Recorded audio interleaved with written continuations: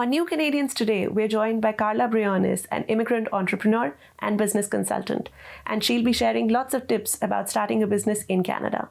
Welcome, Karla. Thanks for having me. So let's talk about entrepreneurship. Starting a business in Canada, well, it all starts with a dream, but what comes next? Well, yeah, as an immigrant, what comes next is just get really excited, first of all, about what you want to open. Get very clear about exactly what you want to open. Do your research and then start planning that business in the way of a business model canvas or some sort of business plan so that you know exactly what are the steps that you're going to take next. And you mentioned steps, so please take us through some of those. Yeah, so first of all, as I mentioned, is to do a lot of research, because perhaps if you owned a business back at home, that business might not work in Canada. So really take into consideration what would work in Canada. If you don't know what business to open in Canada, then start asking yourself, what are you good at? What would you do even if people didn't pay you? If you have a passion, if you are really good at something, and start questioning, hey, is there potentially a business opportunity here? After that, you work on the business model canvas or on a business plan where you start assessing the feasibility of that particular business of being successful in Canada. And one thing that I always recommend is start networking.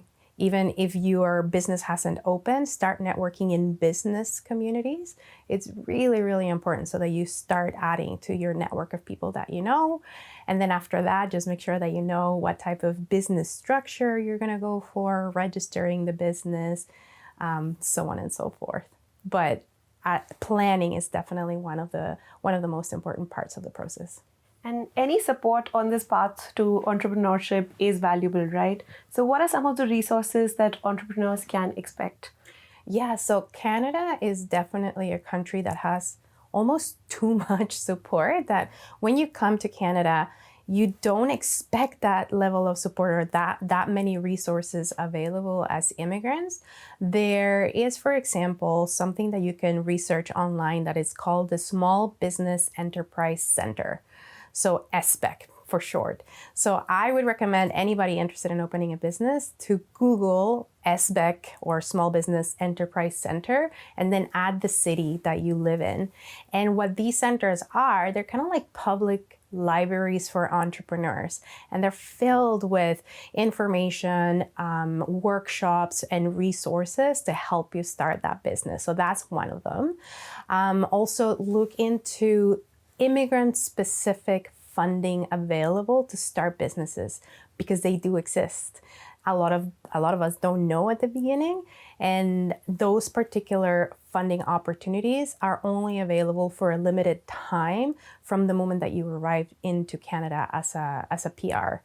So again, if you arrive to Canada, always check, immigrant lending programs or immigrant funding programs for entrepreneurship, and that could give you a couple of really good choices for you. And then the last one, there is an academy that I have launched that is the Immigrants Developing Entrepreneurs Academy, which is a 10-week course filled with resources and tools for any budding entrepreneur out there. So you shared a lot of things that one must do. Now, what are some of the top mistakes to avoid? So yes. So I think as immigrants, we are very adventurous by nature because, we moved to a new country. So we already have that adventure spirit within us. And sometimes that could be a good thing. It got us here, right? It got us to this new amazing country where we have lots of opportunities. But in business, being that adventurous to that degree or to the extreme might not be very good.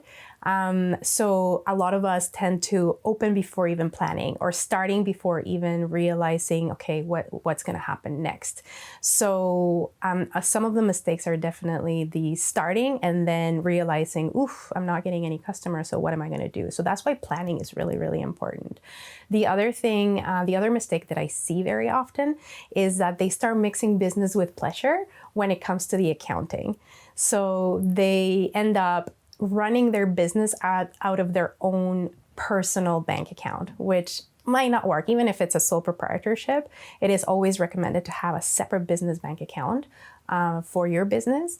Another one would be to implement an accounting system just to make sure that you know exactly what is coming in and what is coming out. And those are definitely some mistakes that a lot of rookie entrepreneurs tend to make.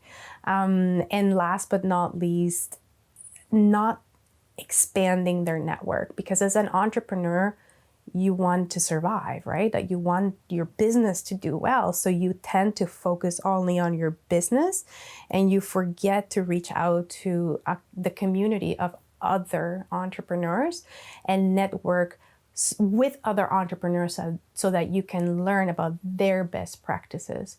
And the entrepreneurship community is very supportive. So starting your business and continuing working on your business and not really looking up and reaching out to another community of entrepreneurs is definitely a pitfall, because you're losing on a lot of opportunities of connecting and learning from other like-minded people. Thank you, Karla, for all of those wonderful tips and the information that you shared. Thank you. Thank you for having me.